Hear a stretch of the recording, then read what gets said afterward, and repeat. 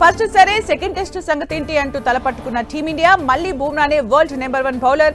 యుద్ధం బాజర్లో కాదు cricket ground లో ఇలాంటి ఇంట్రెస్టింగ్ స్పోర్ట్స్ న్యూస్ ని ఇప్పుడు చూద్దాం. ఇంగ్లాండ్ తో జూలై 2 నుంచి జరగనున్న రెండో టెస్ట్ కు టీమిండియా కఠిన సవాల్ ఎదురుకానుంది. రెండో టెస్ట్ కు భారత్ పేసర్ బూమ్రా దూరం కానున్నట్లు తెలుస్తోంది. ఇప్పటికే తొలి టెస్టులో ఓడిన భారత్ సిరీస్ లో వెనుకబడింది. రెండో మ్యాచ్ లో బూమ్రా లేకుండా బరిలోకి దిగితే టీమిండియా బౌలింగ్ విభాగంపై తీవ్ర ప్రభావం పడనుంది. రెండో టెస్ట్ కు బుమ్రా రెస్ట్ తీసుకుంటే అతడి స్థానాన్ని హర్షదీప్ సింగ్ భర్తీ చేయడం ఖాయంగా కనిపిస్తోంది. ఇప్పటి వరకు ఒక్క టెస్ట్ ఆడని హర్షదీప్ సింగ్ కు వన్డేలు టీ20లో ఆడిన అనుభవం ఉంది. శార్దుల్ ఠాకూర్ పై వేటు వేసి నితీష్ రెడ్డిని తుది జట్టులోకి తీసుకునే అవకాశం ఉంది. పహల్గామ్ ఉగ్ర దాడి తర్వాత మరోసారి భారత్ పాకిస్తాన్ మధ్య క్రికెట్ మ్యాచ్ జరగబోతోంది.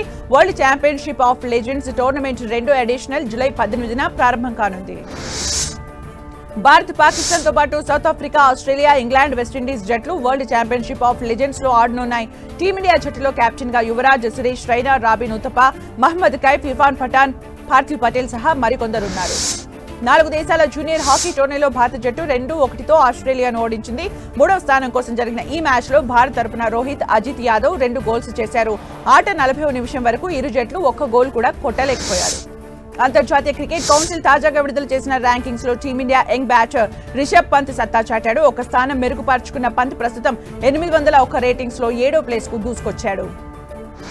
టాప్ 5 టెస్ట్ బౌలర్ల లిస్టును ఐసీసీ విడుదల చేసింది. దీంతో 903 రేటింగ్స్ లో team India bowler Jasprit Bumrah number 1 స్థానంలో నిలవగా 868 పాయింట్స్ తో సౌత్ ఆఫ్రికాకు చెందిన బౌలర్ రబాడా ఉన్నారు.